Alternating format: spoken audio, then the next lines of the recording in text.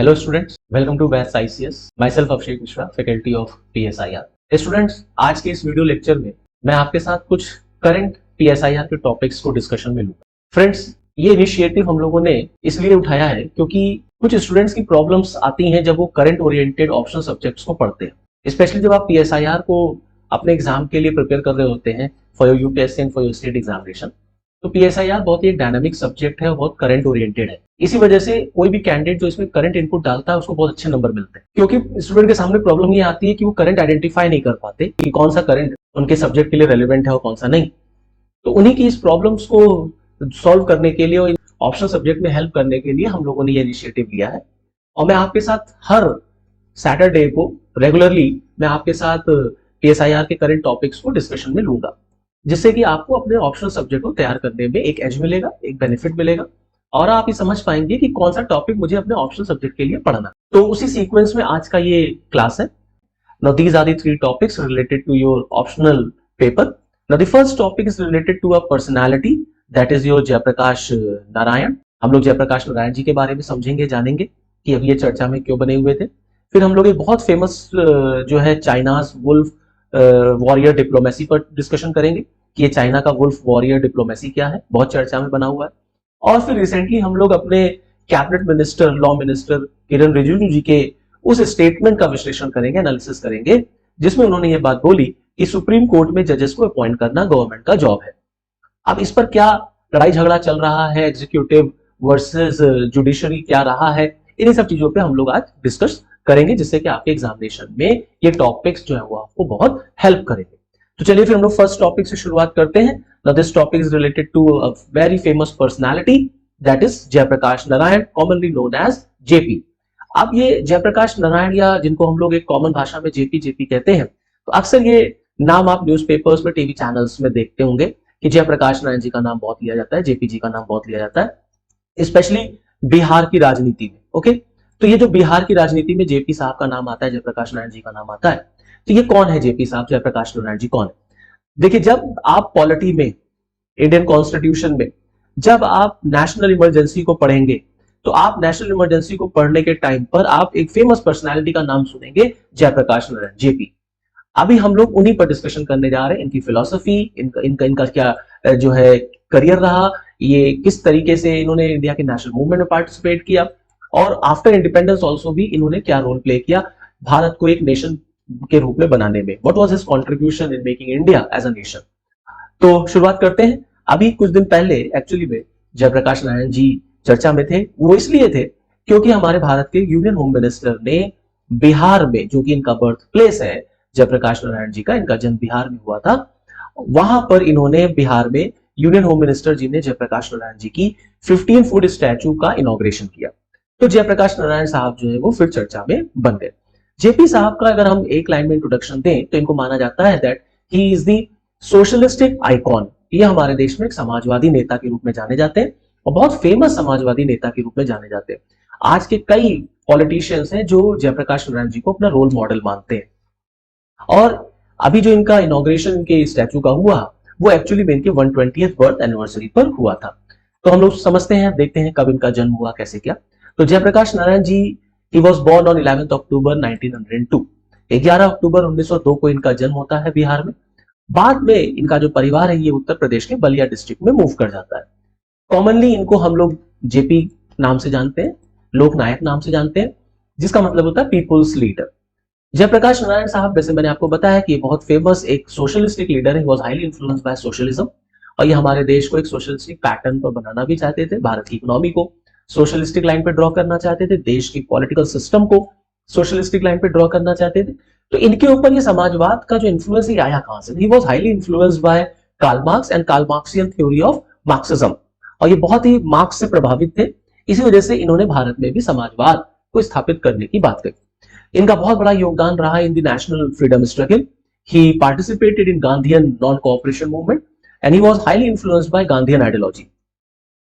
JP साहब एक बहुत फेमस पर्सनालिटी थे हमारे इंडियन नेशनल कांग्रेस के अंदर, भारतीय राष्ट्रीय कांग्रेस के अंदर। और भारतीय राष्ट्रीय कांग्रेस के अंदर जो सोशलिस्टिक पार्टी का जन्म हुआ, जो सोशलिस्टिक पार्टी बनी कांग्रेस सोशलिस्टिक पार्टी, उसमें इन्होंने बड़ा इंपॉर्टेंट रोल प्ले किया, एक लीडिंग रोल प्ले किया। तो आप ये कह सकते हैं कि हमारे देश के अंदर जो कांग्रेस पार्टी में समाजवाद का एलिमेंट आया, इस समाजवाद के एलिमेंट को कांग्रेस से जोड़ा जाए अगर, तो कुछ फेमस लीडर्स का नाम याद आता है। जैसे पंडित जवाहरलाल नेहरू हो गए, ये भी बहुत बड़े समाजवादी नेता थे। सुभाष चंद्र बोस साहब हो गए, समाजवाद की बात करते थे। उसी तरीके से एक बहुत फेमस पर्सनालिटी का नाम आप और याद रखेंगे, that is your Jayaprakash Narayan. तो जेपी साहब का भी बहुत बड़ा कंट्रीब्यूशन रहा है in building up socialism in your Indian National Congress. No, he was imprisoned number of times. जब इन्होंने सिविल डिसोबीडियंस मूवमेंट में पार्टिसिपेट किया 1930 में, तो ये जेल गए। जब ये इमरजेंसी के लिए हमारे देश में जब इमरजेंसी लगी और इमरजेंसी के दौरान भी इनको जेल में रखा गया। तो मैंने आपको अभी बताया था कि जब हमारे देश में नेशनल इमरजेंसी का नाम आएगा, जब भी आएगा, तो जेपी साहब का भी नाम आएगा।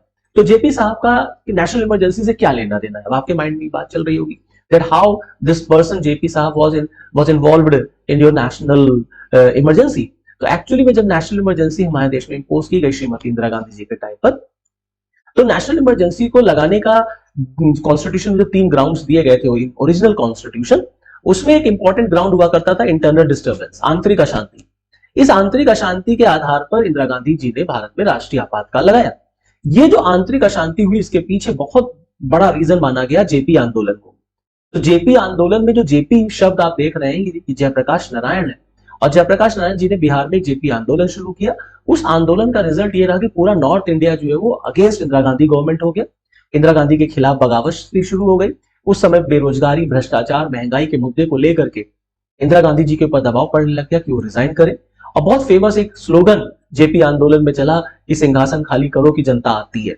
तो सिंहासन खाली करो कि जनता आती है, इस सारी चीजों की वजह से जो देश के अंदर इंटरनल डिस्टर्बेंस हुआ, इंदिरा गांधी जी के ऊपर जो दबाव पड़ा, उससे डील करने के लिए इंदिरा गांधी ने उस समय राष्ट्रीय आपातकाल भारत में लगाया, जो माना जाता है कि लगभग अप्रोक्सीमेटली 21 मंथ्स तक इंडिया में इंपोज था। और उस दौरान जेपी साहब को जेल में डाल दिया गया। तो ये जेपी आंदोलन को जो आप पढ़ेंगे या जानेंगे न्यूज़पेपर वगैरह में, तो याद रखिएगा कि जेपी आंदोलन तो था जो था that was led by Jayaprakash Narayan. Okay, on 8 October 1979 in Patna इनकी डेथ हो जाती है। जेपी साहब का, मैंने आपको बताया कि जेपी साहब का बहुत बड़ा योगदान है राष्ट्रीय आंदोलन में, और वो गांधी जी से बहुत ज्यादा ही प्रभावित थे। इसीलिए जयप्रकाश नारायण साहब ने गांधी जी के कई आंदोलनों में पार्टिसिपेट किया। आप देखेंगे गांधी जी के नॉन कोऑपरेशन मूवमेंट में पार्टिसिपेट किया, that was led by Mahatma Gandhi 1920 against the Rowlatt act. जो रॉलेंट एक्ट वगैरह आया, जलियांवाला कांड हुआ, उसके बाद जो नॉन कोऑपरेशन मूवमेंट चला, उसमें आप देखेंगे जेपी साहब का योगदान आपको दिखेगा। फिर उसके बाद आप पाएंगे कि जयप्रकाश नारायण जी जो है गांधी के स्वराज को लेकर के उन्होंने बहुत जो है आवाजें उठाई। He was highly influenced with the ideology of Swaraj, और that is known as the self government. Okay, तो नॉन कोऑपरेशन मूवमेंट हो, चाहे वो सिविल डिसोबीडियंस मूवमेंट हो, चाहे वो गांधी जी का स्वराज हो, ब्रिटिशर्स के अगेंस्ट, और भारत को कैसे जल्द से जल्द आजादी मिले और देश कैसे आत्मनिर्भर हो सके, स्वराज कैसे प्राप्त किया जा सके, जेपी साहब ने इन सब चीजों के लिए भी बहुत बढ़ चढ़ के पार्टिसिपेट किया during Gandhian era. Now JP साहब in post independence India also played a very important role. जब हमको आजादी मिल गई उसके बाद भी आप देखेंगे पोस्ट इंडिपेंडेंस इंडिया में भी जेपी साहब का बड़ा योगदान रहा। नाउ ही लेफ्ट कांग्रेस, उन्होंने कांग्रेस को छोड़ दिया and form the socialist party, और अपनी एक अलग पार्टी बनाई, socialist party, which was merged with JB कृपलानी's किसान मजदूर प्रजा पार्टी to form प्रजा सोशलिस्ट पार्टी।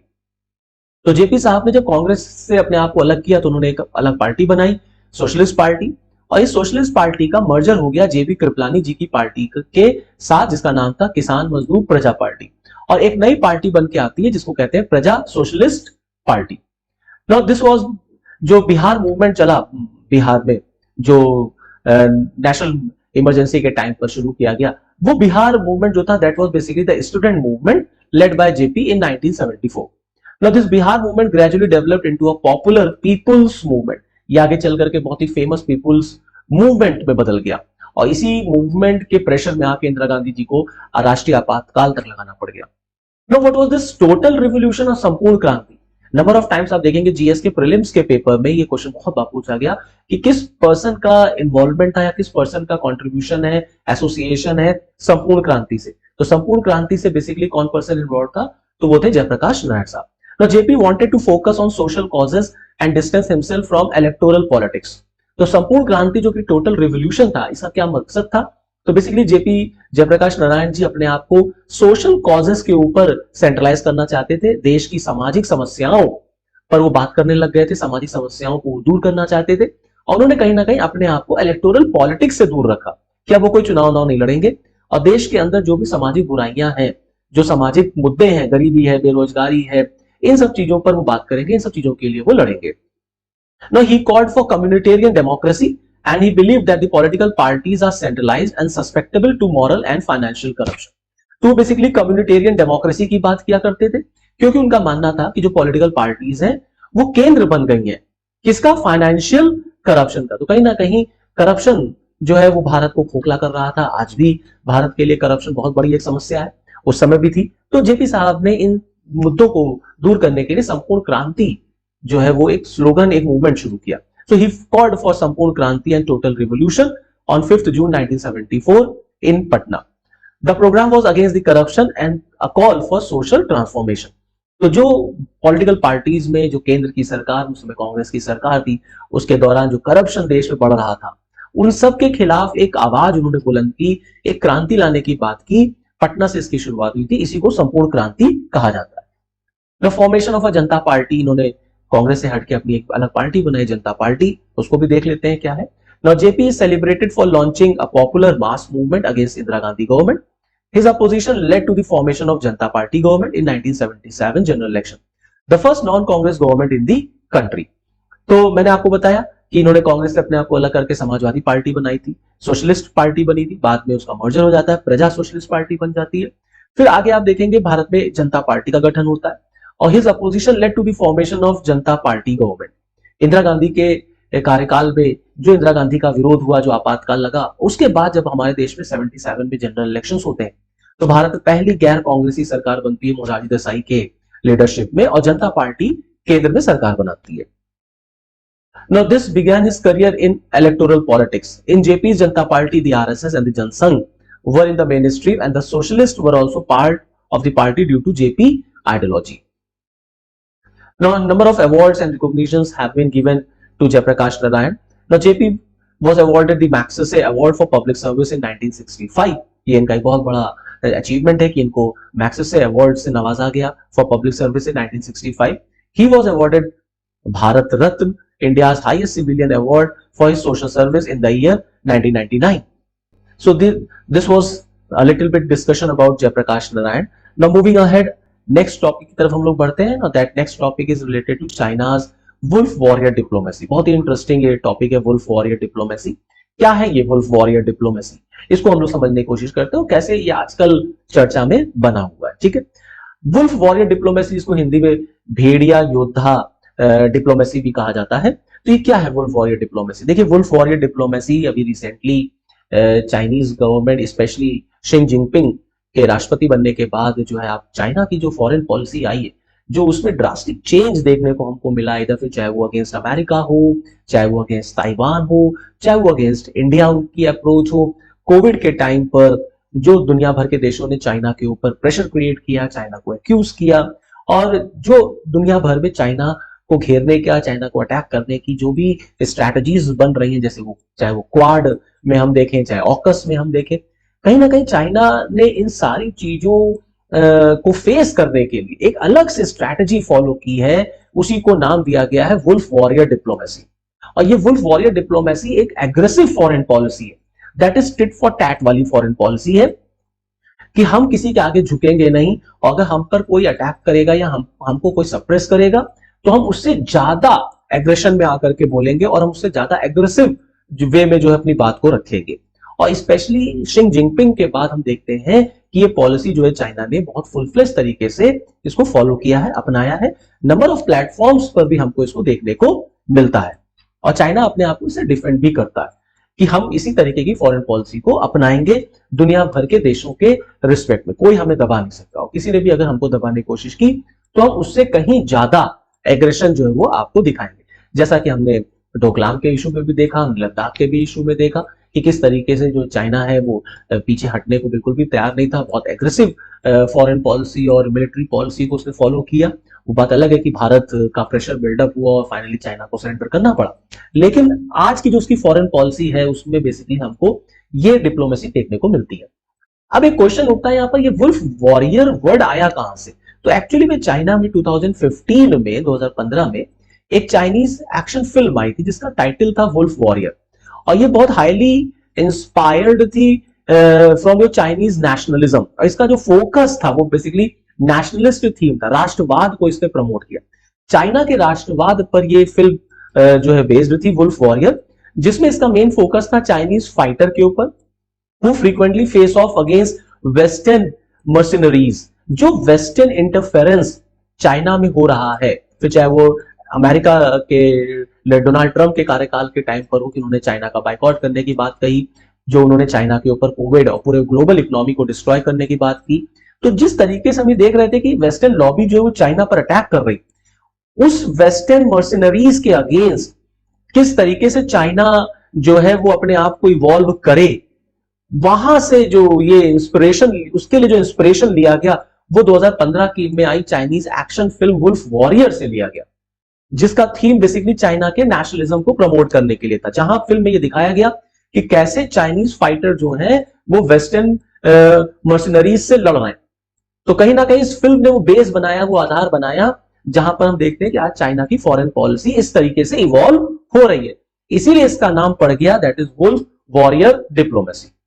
ओके, अभी चाइना के इस वुल्फ वॉरियर डिप्लोमेसी की अगर हम बात करें तो आप देखेंगे कि बहुत सारे जो इश्यूज हैं या बहुत सारे जो स्टेटमेंट्स हैं वो आपको नंबर ऑफ टाइम्स देखने को मिलेंगे, जिसमें फॉर एग्जांपल जो हम चाइना के जो अभी हेड है इस समय शी जिनपिंग, उनकी तरफ से अगर आप देखेंगे तो बहुत एग्रेसिवली इन तरीके की फॉरेन पॉलिसीज की बात की जाती है, जिसमें एक बड़ा फेमस स्टेटमेंट आप देख सकते हैं, the wolf warrior are just acting on Xi is call to arms. Okay, कि आपको हथियार उठा लेने चाहिए।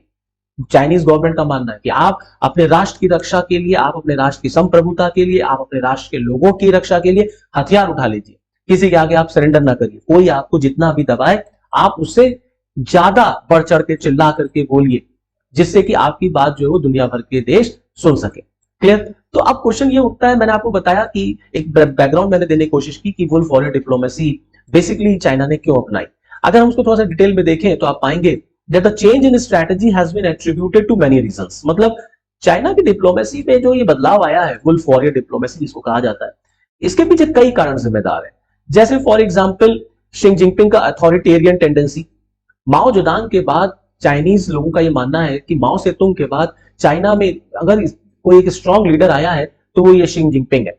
तो शी जिनपिंग का जो अथॉरिटेरियन टेंडेंसी, जो उनकी अथॉरिटेरियन लीडरशिप है, वो एक बहुत बड़ा आधार है वुल्फ वॉरियर डिप्लोमेसी को बनाने के पीछे।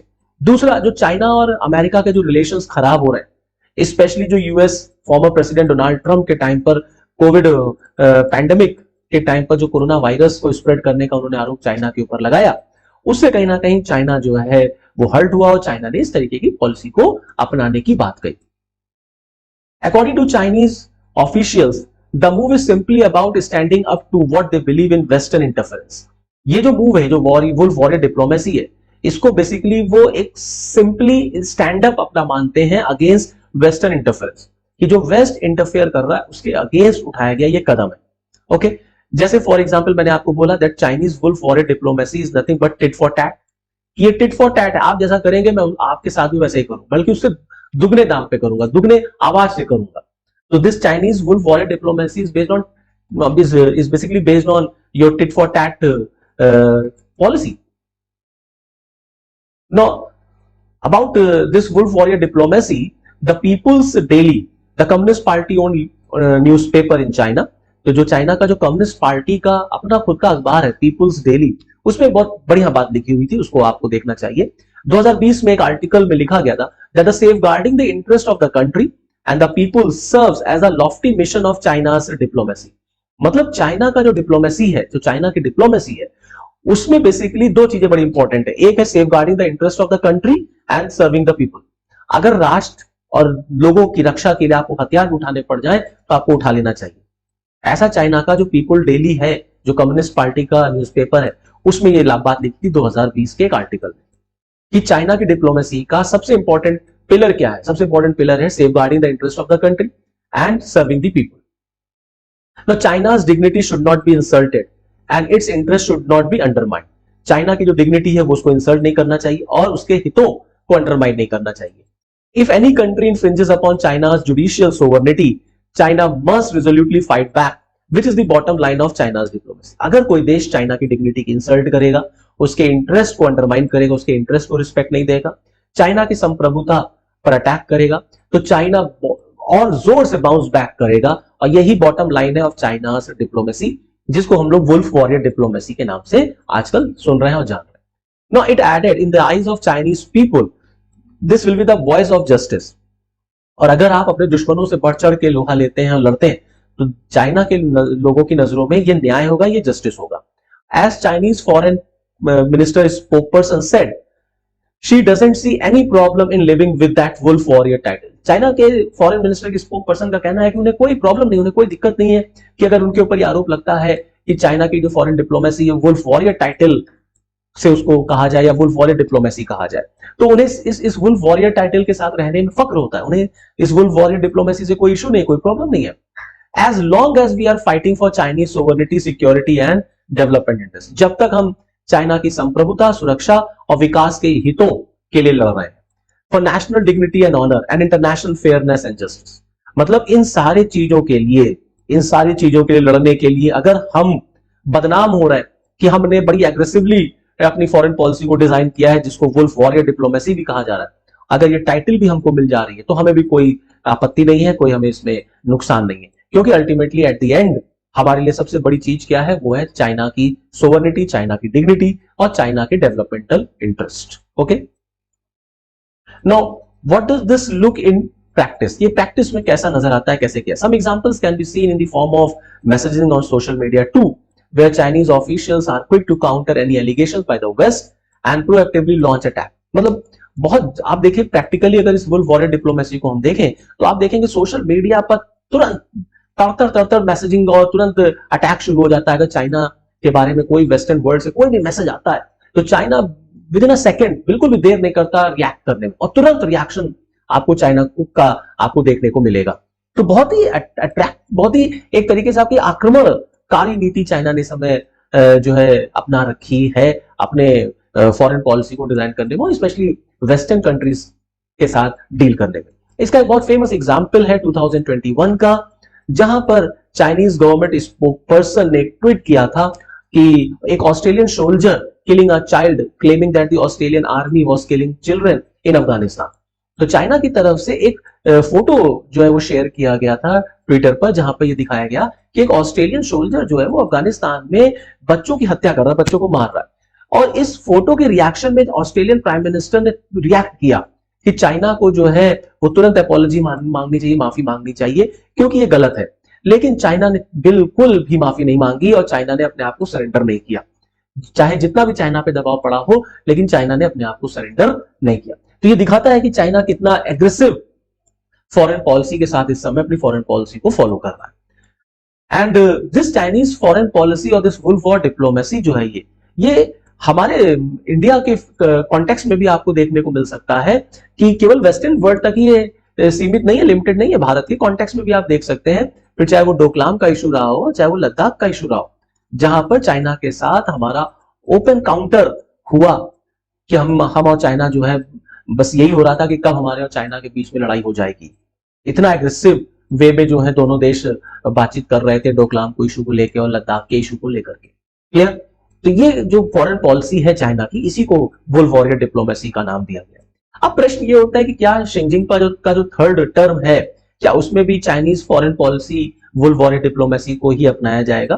तो जो प्रेजेंट प्रेसिडेंट है चाइना के, उन्होंने नंबर ऑफ टाइम्स कई प्लेटफॉर्म से ये बात बोली है कि हमें जो है वो अपनी इमेज को थोड़ा सा चेंज करना पड़ेगा और हमें लवेबल एंड रिस्पेक्टेबल चाइना को जो है वो बनाना पड़ेगा, जिससे वर्ल्ड में चाइना को प्रेम मोहब्बत मिल सके, रिस्पेक्ट मिल सके। तो आप देखेंगे in June 2021 president Xi Jinping asked Chinese official media and diplomat to present the image of a credible, lovable and respectable China to the world, कि विश्व को वो कैसा चाइना दे। तो चाइना के प्रेसिडेंट शी जिनपिंग ने अपने अधिकारियों से कहा कि आप ऐसा इमेज चाइना की बनाइए जो क्रेडिबल हो, जो लवेबल हो और जो रिस्पेक्टेबल हो। Now it is necessary to make friends, unite and win over the majority. and constantly expand the circle of the friends. When it come to international public opinion, Xi Jinping was quoted as saying, तो उनका मानना है कि हमें दोस्त बनाने चाहिए, ये आवश्यक है कि हम दोस्त बनाए ना कि दुश्मन बनाए। और आज चाइना के दोस्त कम है, दुश्मन ज्यादा हो गए हैं। तो अब जरूरत है कि चाइना अपने फ्रेंड्स को बनाए, यूनिटी बिल्डअप करे, मेजॉरिटी लोगों का जो कॉन्फिडेंस है उसको जीते और कहीं ना कहीं इंटरनेशनल पब्लिक ओपिनियन को भी वो अपने फेवर में ले। So this was about wolf warrior diplomacy of China. आगे बढ़ते हुए नेक्स्ट टॉपिक पर हम लोग आते हैं। Now that is a topic related to appointment of the judges in the Supreme Court as well as High Court. तो जैसा कि आपको पता है कि जब आप पॉलिटी पढ़ते हैं, चाहे वो आप जीएस के सेगमेंट के लिए पढ़िए, चाहे आपने पीएसआईआर के लिए पढ़िए, तो आप जब जुडिशरी पढ़ेंगे तो जुडिशरी जब हम लोग अपॉइंटमेंट पढ़ते हैं तो हमारे देश में बड़ा एक कॉन्ट्रोवर्शियल टॉपिक है ये, कि हमारे देश में एक्चुअली में जजेस का अपॉइंटमेंट को लेकर के एग्जीक्यूटिव वर्सेस जुडिशरी रहा है हमेशा। कार्यपालिका मतलब सरकार चाहती है कि सुप्रीम कोर्ट के अपॉइंटमेंट्स जो हैं, जजेस का अपॉइंटमेंट जो है वो गवर्नमेंट करे, और ये अधिकार जो है जुडिशरी ने अपने आप को दे रखा है कोलिजियम के माध्यम से। गवर्नमेंट को ये कोलिजियम बिल्कुल नहीं पसंद। न्यायपालिका सरकार को अधिकार नहीं देना चाहता कि सरकारें जो है वो सुप्रीम कोर्ट के जजेस को अपॉइंट करें। तो ये टसल हमारे देश में हमेशा से रहा है कि सुप्रीम कोर्ट के जजेस को कौन अपॉइंट करेगा। रह रह करके आप अलग अलग प्लेटफॉर्म्स पर देखेंगे कि गवर्नमेंट और जुडिशरी के बीच में ये ओपनली जो है दिख जाता है डिबेट कि सुप्रीम कोर्ट के जजेस को अपॉइंट कौन करे। गवर्नमेंट चाहती है कि उसके पास ये अधिकार रहे, न्यायपालिका चाहती है कि उसके पास ये अधिकार रहे। इसी से रिलेटेड अभी हाल ही में जो हमारे लॉ मिनिस्टर साहब हैं, उन्होंने फिर एक स्टेटमेंट दिया that it is the government job to appoint supreme court जजेस। अब फिर से ये कंट्रोवर्सी उठ गई कि सुप्रीम कोर्ट के जज कौन अपॉइंट करेगा, सरकार को करना चाहिए कि न्यायपालिका को करना चाहिए। गवर्नमेंट का मानना है कि जो जजेस हैं, जब वो सुप्रीम कोर्ट में जजेस अपॉइंट करते हैं तो उनका मैक्सिमम टाइम जो है वो सुप्रीम कोर्ट में जजेस को अपॉइंट करने में ही चला जाता है। तो they are busy in appointing supreme court जजेस। ये टाइम उनका बच सकता है अगर एग्जीक्यूटिव को ये अधिकार मिले। एंड गवर्नमेंट का मानना है कि in practical this is the right of the executive, क्योंकि कॉन्स्टिट्यूशन कहता है दैट द जजेस of the supreme court shall be appointed by the president. और प्रेसिडेंट को कहा गया that the president shall act on the aid and advice of the council of ministers. तो अगर आप बॉटम लाइन को देखेंगे, अगर आप इसको जो है इन डीप इसका एनालिसिस करेंगे, तो गवर्नमेंट कहती है कि एज पर द कॉन्स्टिट्यूशन ये अधिकार तो गवर्नमेंट का है कि वो सुप्रीम कोर्ट के जजेस अपॉइंट करे। लेकिन सुप्रीम कोर्ट ने टाइम एंड अगेन एक सिस्टम इवॉल्व कर लिया over a period of time, जिसको हम लोग कोलिजियम कहते हैं। और कोलिजियम के थ्रू सुप्रीम कोर्ट जो है वो सुप्रीम कोर्ट में जजेस को अपॉइंट कराता है। तो एक संस्था है कोलिजियम, उसमें जो कमेटी होती है, जो मेंबर्स होते हैं, वो जो प्रेजेंट चीफ जस्टिस होते हैं वो अपने सक्सेसर का नाम देते हैं। जैसे आपको पता है कि अब हमारे नए चीफ जस्टिस होंगे, भारत के 50th chief justice D Y Chandrachud साहब, तो उनका अपॉइंटमेंट कोलिजियम के ही थ्रू हुआ है। अब चंद्रचूड़ साहब का भी एक अपना कोलिजियम होगा जिसको 5+1 कोलिजियम कहा जा रहा। तो चंद्रचूड़ साहब अपना एक सक्सेसर बताएंगे, उसको राष्ट्रपति जो है वो सुप्रीम कोर्ट का चीफ जस्टिस बनाएंगे। तो इस तरीके से सुप्रीम कोर्ट में चीफ जस्टिस और जजेस अपॉइंट होते हैं। तो कहीं ना कहीं ये बड़ा ही डिबेटेबल और एक कॉन्फ्लिक्ट का इशू है, और इसी को लेकर के अक्सर हम देखते हैं कुछ बातें सुप्रीम कोर्ट से आ जाती हैं, कभी कुछ बातें गवर्नमेंट की तरफ से आ जाती है। तो चलिए इसी पर हम लोग देखते हैं, चर्चा करते हैं कि ये कैसे सिस्टम इवॉल्व हुआ कोलिजियम को, और फाइनली सुप्रीम कोर्ट के जजेस कैसे अपॉइंट होते हैं। ये आपके पीएसआईआर का जो आपका इंडियन पॉलिटी, इंडियन कॉन्स्टिट्यूशन वाला जो टॉपिक है उसके लिए बहुत इंपॉर्टेंट है। Now what is this collegium system? The collegium is a body of 5 senior most जजेस। तो कोलिजियम जो एक संस्था है वो 5 सीनियर मोस्ट सुप्रीम कोर्ट के जजेस का होता है। तो अभी जो चंद्रचूड़ साहब का जो कोलिजियम बनेगा, मैं आपको यहाँ पर एक चीज करंट अपडेट कर देना चाहूंगा। जो चंद्रचूड़ साहब का कोलिजियम सिस्टम बनेगा वो 5+1 का होगा। अभी क्या होता है, अभी 4+1 का रहता है। 4+1 का मतलब होता है कि 4 जो होंगे वो सुप्रीम कोर्ट के सीनियर मोस्ट जज होते हैं और 1 चीफ जस्टिस ऑफ इंडिया होते हैं। अभी चंद्रचूड़ साहब की जो कोलिजियम बनेगी वो 5+1 की होगी, तो उसको आप ध्यान रखेंगे। सो अब कोलिजियम क्या है? कोलिजियम एक संस्था है, एक बॉडी है जिसमें जज लोग होते हैं, जिसका हेड जो होता है वो भारत का चीफ जस्टिस होता है। और यही कोलिजियम जो है वो गवर्नमेंट को सजेस्ट करता है on the appointment of supreme court जजेस as well as the high court जजेस। Now, according to the Article 124, the judicial appointment of the Supreme Court must be made by the President of India in consultation with Chief Justice of India and the other senior judges of both the Supreme Court and the High Court. Clear? तो मैंने आपको क्या बताया कि constitution कहता है कि supreme court के जजेस का अपॉइंटमेंट कौन करेगा? प्रेसिडेंट ऑफ इंडिया करते हैं। और ये कौन सा आर्टिकल है? Article 124. Now, the Article 217, however, notes that the appointment to the High Court judges should be fixed by the President, Chief Justice of India, and the Governor of the concerned state. तो जब high court में जजेस appoint होते हैं तो president appoint करेंगे, लेकिन consultation करते हैं चीफ जस्टिस ऑफ इंडिया से और governor of the concerned state से। जब सुप्रीम कोर्ट के जजेस अपॉइंट होते हैं तो अपॉइंट राष्ट्रपति करते हैं, लेकिन गवर्नमेंट जो होती है वो नाम नहीं सजेस्ट करती। कौन सुप्रीम कोर्ट का जज बनेगा इसको नाम सजेस्ट करने की जो हमारी देश में जो संस्था है उसी को हम लोग बेसिकली कोलिजियम कहते हैं। अब गवर्नमेंट इसी कोलिजियम को खत्म करना चाहती है। बीच में कोशिश भी हुई थी, लेकिन फाइनली फिर कोलिजियम को रीस्टैब्लिश कर दिया गया। Now the conflict between the executive and the judiciary got bubbled out in the surface in 1981। तो मैंने आपको बताया कि सुप्रीम कोर्ट में जजेस को अपॉइंट करने के लिए अक्सर कॉन्फ्लिक्ट होता है बिटवीन एग्जीक्यूटिव एंड जुडिशरी।